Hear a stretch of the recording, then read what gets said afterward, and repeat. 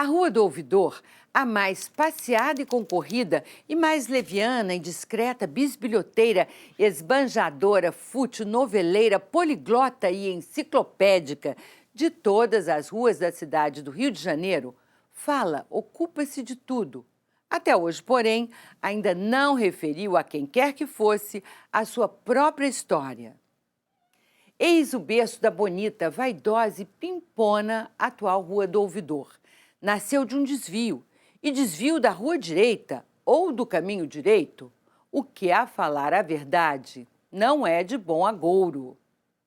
São as memórias da Rua do Ouvidor aos olhos do ultrarromântico Joaquim Manoel de Macedo, um cronista do Rio.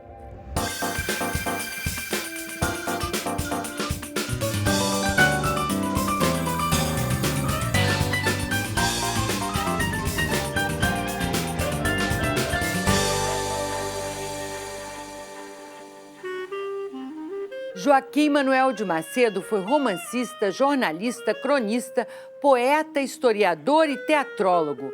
Nasceu em 24 de junho de 1820, na então Vila de Itaboraí. Chegou à capital do Império ainda muito jovem para estudar. Formou-se em medicina pela Faculdade do Rio de Janeiro e aqui viveu até a sua morte em 1882. Teve mais de 40 livros publicados, além de forte colaboração em jornais e revistas. Joaquim Manoel de Macedo estreou na literatura em 1844, aos 23 anos, com a publicação do romance A Moreninha. A obra foi um enorme sucesso de público e deu a Macedo fama e fortuna imediata. Considerado um dos marcos do romantismo no Brasil, o livro é um romance de costumes e da vida social do Rio de Janeiro em meados do século XIX, como bem mostra o texto a seguir. Em um sarau, todo mundo tem o que fazer. O diplomata ajusta com um copo de champanhe na mão os mais intrincados negócios. E o moço goza todos os regalos da sua época. As moças são no sarau como as estrelas no céu, estão no seu elemento. Aqui uma, cantando suave, eleva-se vaidosa nas asas dos aplausos. Daí a pouco vão outras, pelos braços de seus pares, deslizando pela sala. Finalmente, no sarau não é essencial ter cabeça nem boca, porque, para alguns é regra, durante ele, pensar pelos pés e falar pelos olhos.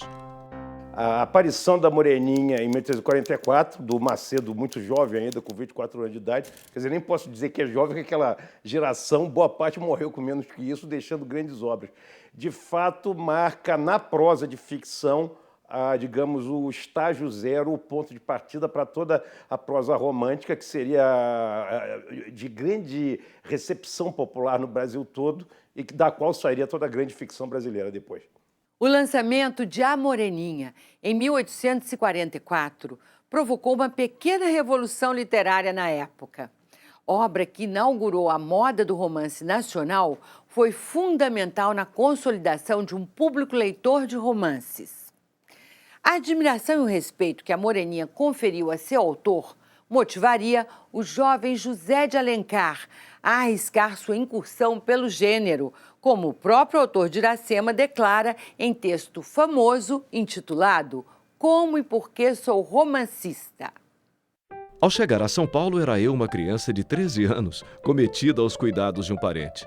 Deleitava-o a literatura e era entusiasta do doutor Joaquim Manoel de Macedo, que pouco havia publicado o seu primeiro e gentil romance, A Moreninha. Ainda me recordo das palestras em que falava nas festas campestres do romântico Itaboraí, das quais o jovem escritor era o ídolo querido. Nenhum dos ouvintes bebia esses pormenores com tamanha avidez como eu, e por isso, ainda hoje, tenho-as gravadas em minhas reminiscências. O romantismo aparece no final do século XVIII, na Europa, sobretudo no norte da Europa, Inglaterra, Alemanha, como uma reação àquele irracionalismo estéril neoclássico do século XVIII que ninguém aguentava mais. Então, o que acontece? Primeiro, o artista centrado na própria individualidade. Depois, uma noção muito grande de pátria, no sentido nacionalista, que é extremamente importante para países que nasceram como entidade de independência na época do romantismo. Em 1822, o Brasil fica independente. quase em seguida, digamos, no ano seguinte, de maneira quase providencial, nasce Gonçalves Dias.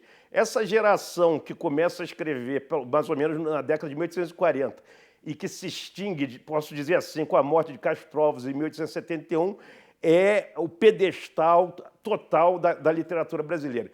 Além de médico, Joaquim Manuel de Macedo foi jornalista. Ele fundou em 1849, juntamente com Gonçalves Dias e Araújo Porto Alegre, a revista Guanabara, que publicou grande parte do seu poema-romance A Nebulosa.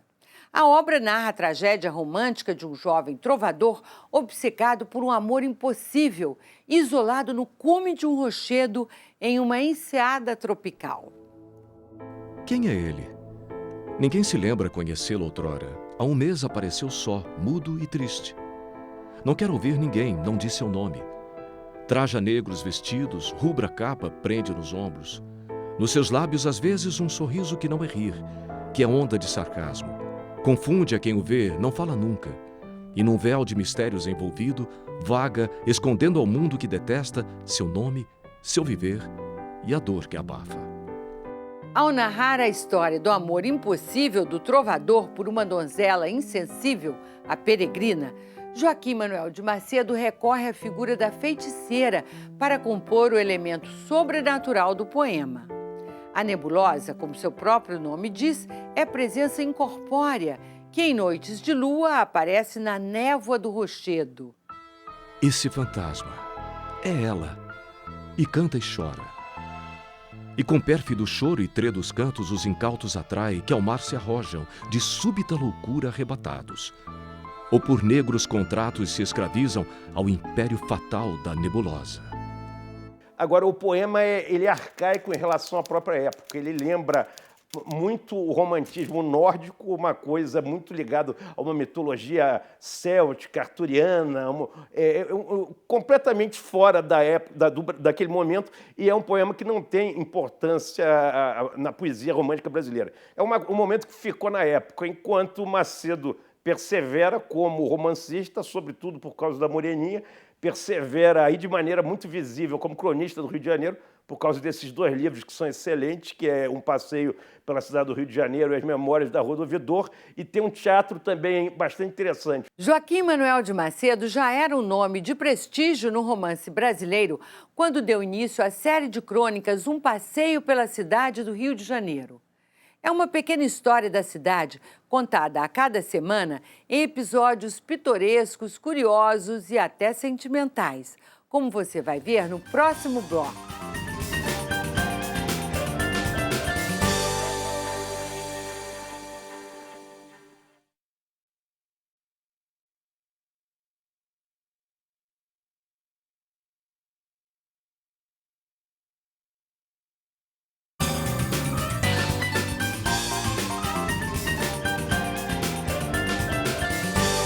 O romancista Joaquim Manuel de Macedo contribuiu e muito para o estabelecimento de uma cultura romanesca brasileira. Mas para muitos estudiosos, sua obra de cronista é ainda mais proveitosa nos dias de hoje. O livro Um Passeio pela Cidade do Rio de Janeiro, de 1862, que reúne uma série de crônicas publicadas no Jornal do Comércio, é comentado assim pelo crítico literário Astrogildo Pereira. Em Um Passeio pela Cidade do Rio de Janeiro, o folhetinista nos pega pela mão e nos leva a ver o Paço Imperial, o Passeio Público, o Morro do Castelo, que já naquele tempo se falava em demolir, o Colégio Pedro II, os conventos de Santa Teresa e de Santo Antônio, contando-nos a história e a tradição de cada um desses edifícios, instituições e sítios. De cada um, e a propósito de cada um, fornece-nos muitas e curiosas informações de natureza histórica, artística ou literária. As primeiras crônicas do Rio de Janeiro, elas eram, digamos assim, derivadas realmente do ponto de vista estético, né, e de concepção, daquelas antigas crônicas portuguesas que tratavam dos grandes personagens, dos grandes feitos, acontecimentos históricos de grande impacto, né? O Macedo, Joaquim Manuel de Macedo, ele talvez tenha sido o primeiro cronista, e se não foi o primeiro, foi certamente o mais importante, que quebrou essa grandiloquência e trouxe para o universo da crônica a microhistória, né? De pequenos incidentes, de pequenas personagens, de fatos pitorescos, né? De coisas simples do dia a dia, do cotidiano.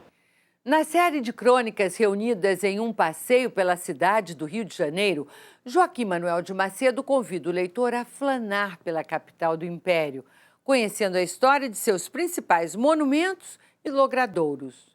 Com linguagem afetiva, o cronista vai mesclando a memória social com a história oficial. Veja só. Fazei de conta que vos achais agora comigo no aprazível terraço do passeio público do Rio de Janeiro. Imaginai tudo isto. Embalar-vos-ei com uma ficção que já tem sido e será 1000 vezes uma verdade.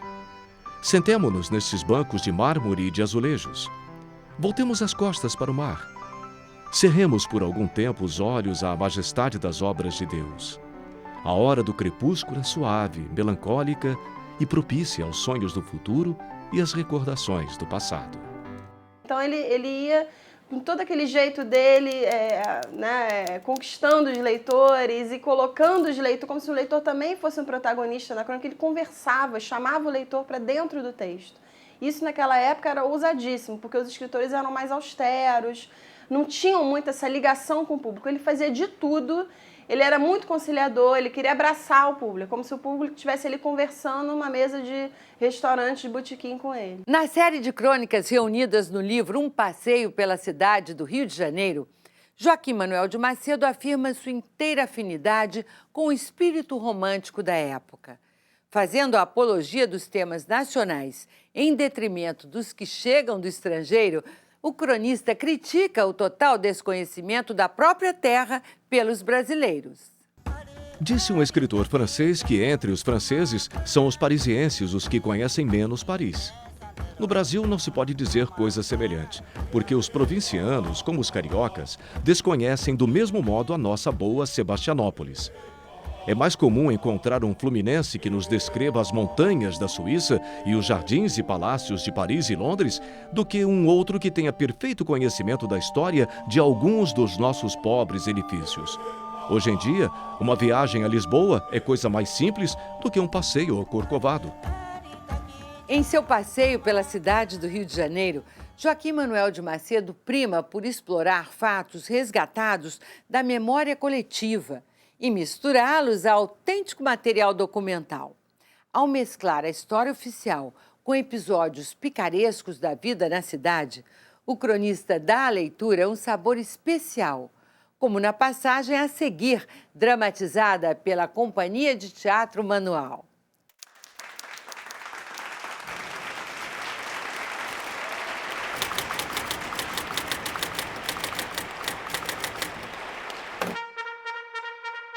A 14 de janeiro de 1808, entrou no Porto do Rio briga de guerra, trazendo a notícia da próxima chegada da família real portuguesa.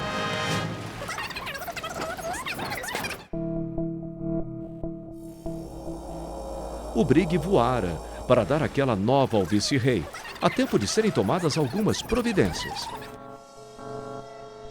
Com a família real, chegaram em grande número fidalgos, e tantos eram que faltavam casas para receber a todos eles.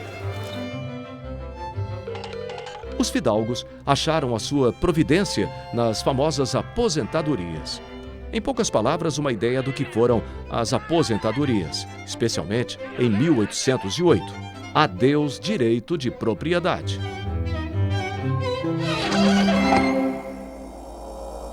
A aposentadoria se executava em 5 tempos.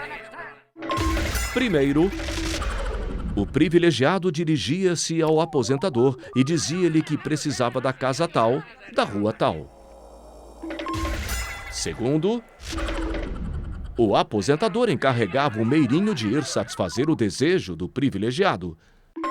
Terceiro, saía o meirinho com um pedaço de giz na mão e, chegando à casa designada, escrevia na porta P.R., Príncipe Regente.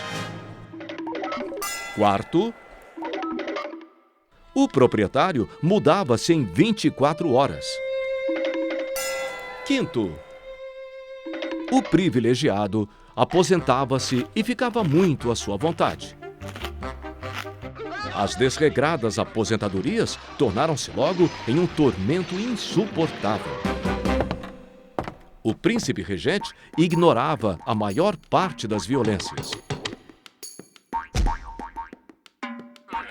Entretanto, a originalidade de um magistrado veio dar causa a que o príncipe regente soubesse o que se estava praticando em seu nome e em mal da população. Um dia, lhe entrou pela sala um fidalgo, pela 4ª vez. Na primeira, esse fidalgo tinha pedido a aposentadoria em uma boa casa. Na segunda, pedira nova aposentadoria em outra casa melhor. Na terceira, tinha vindo exigir mobília. E não contente ainda com tudo isso, apresentava-se pela 4ª vez, declarando que lhe convinha muito um excelente criado ou talvez escravo. O desembargador Petra fez chamar sua senhora à sala e apenas a viu chegar, disse-lhe: Apronte-se, senhora Joaquina, estamos em véspera de separarmos-nos. Este nobre fidalgo me pediu uma casa, depois mais casa, mobília e agora um escravo. Provavelmente amanhã há de me pedir uma mulher. Como não tenho outra senão a senhora, não há remédio senão servi-lo. Apronte-se! O fidalgo saiu furioso. O desembargador Petra, interrogado pelo príncipe, manifestou a verdade. As violências cessaram e o sistema das aposentadorias foi mais suavemente executado.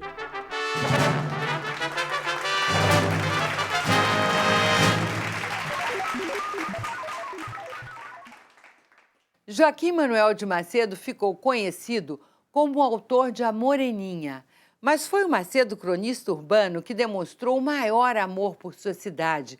Com carinho especial, ele esquadrinhou em suas crônicas a história do Rio de Janeiro, da sua gente e dos seus costumes, como em Memórias da Rua do Ouvidor. É o que você vai ver a seguir.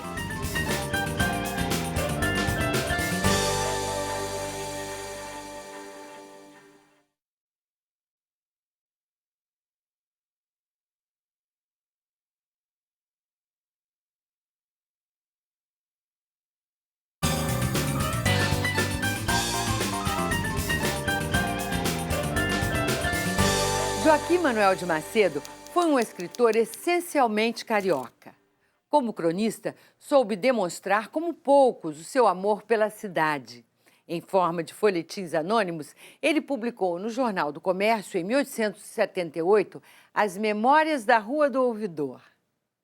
É a reconstituição detalhada, com pitadas de ficção, da história acidentada e curiosa da mais concorrida de todas as ruas da cidade. Sabemos todos que a cidade de São Sebastião do Rio de Janeiro teve o seu assento sobre o Monte de São Januário, depois chamado de Castelo. Mas, perdido o receio de ataques inopinados dos tamoios, começaram logo os colonos a descer do monte e a estabelecer-se na planície. Alguns colonos abriram a pouca distância do começo da rua, que se denominou direita, uma entrada em ângulo reto com ela. Como aquela aberta ainda não era rua e eles precisavam designá-la por algum nome, chamaram-na Desvio do Mar. Desvio. Eis o berço da bonita, vaidosa e pimpona atual Rua do Ouvidor. A Rua do Ouvidor, para ele, na concepção dele, é a metáfora da cidade. Uma rua que nasceu de um desvio da rua direita, né? Que é essa nossa rua 1º de Março. Então é um desvio, ou seja, marca já um princípio de subversão que vem caracterizar o imaginário do carioca. Ela foi aberta em 1574. O Rio de Janeiro, nessa época, estava deixando de ser um empório de abastecimento de caravelas que demandavam para o Oriente para ser um grande produtor de açúcar. Então estavam surgindo os engenhos de cana na região rural e precisavam de vias de penetração. E uma das primeiras foi a Rua do Ouvidor.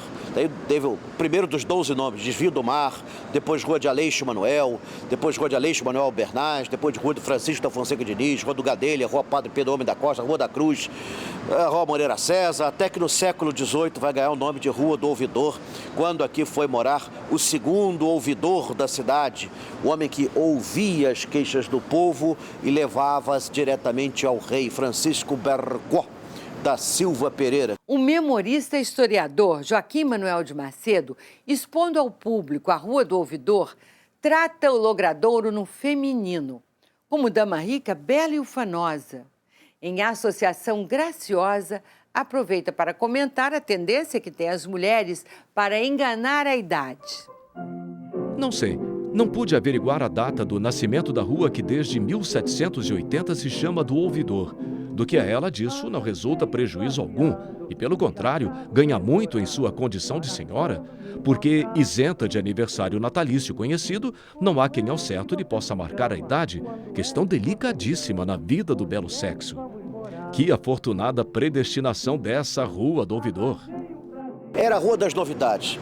Foi a primeira rua de pedestres em 1828. Foi a primeira rua com paralelepípedos em 1854. Foi a primeira rua a ter um telégrafo em 1856. Foi a primeira rua a ter um telefone em 1877. Foi a primeira rua a ter um cinema em 1897. Era o local para você conhecer o mundo. Daqui saiu a primeira linha de bondes para a Zona Sul, na esquina de Gonçalves Dias. Essas crônicas, elas não são, elas já têm um elemento qualquer de ficção. Se não são, de fato, uma obra de ficção completa, elas têm um elemento assim fundamental de ficção. Ele já introduz dizendo que vasculhou uma série de manuscritos, leu, por exemplo, o Baltazar da Silva Lisboa, leu o Monsenhor Pizarro, leu os cronistas da cidade, a história da cidade, mas ele não encontrou uma série dos fatos que ele vai relatar. A pesquisa para compor as memórias da Rua do Ouvidor foi minuciosa e se reflete nos temas abordados. Nas crônicas, Joaquim Manuel de Macedo descreve a origem e denominações anteriores, as transformações nos arredores e até o primeiro centenário da Rua do Ouvidor. Veja só. Não o esqueçam, a rua começou a denominar-se do Ouvidor em 1780. Mas 2 anos passados e fulgirá esplendíssimo e super memorável o primeiro centenário da brilhante e famosa Rua do Ouvidor. Em 1880, o centenário. Até 1815 foi uma ruazinha sem importância. Sempre teve esse tamaninho, 6,60 metros de largura, 800 metros de extensão. Em dezembro de 1815, Dom João faz a paz com os franceses. E vem para cá todos os franceses bonapartistas que estavam descontentes com a restauração monárquica lá na França. E os franceses trouxeram um tipo de comércio que não existia nessa região. Comércio de roupas, luvas, sapatos, bolsas, joias, bijuterias, perucas.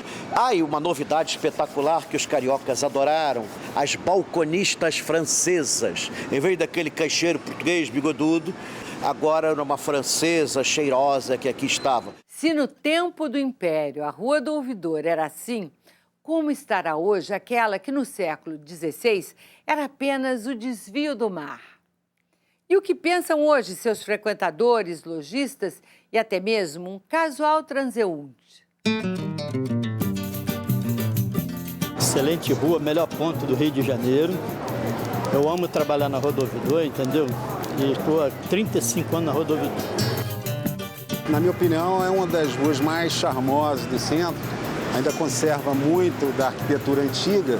As pessoas se vestiam muito bem para vir na Rua do Ouvidor e hoje ficou um pouco mais popular, mas continua agradável e realmente continua muito bacana trabalhar aqui ainda. Marcou saudade, entendeu? E saí muitos anos no Bloco da Sabina também. Isso é segredo, não era para ter falado.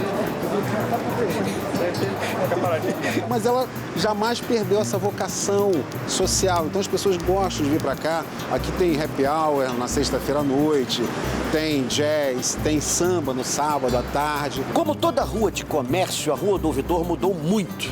Afinal de contas, o comércio se espraiou para outros pontos da cidade. Mas ela ainda mantém seu charme e alguns marcos culturais sobreviveram. Você tem um dos restaurantes mais antigos ainda aqui, o Rio Minho, onde surgiu o primeiro prato típico carioca, que era a sopa Leão Veloso. Olha, o restaurante existe desde 5 de outubro de 1884. Atualmente deve ser um dos mais velhos do Rio de Janeiro, em funcionamento no mesmo local.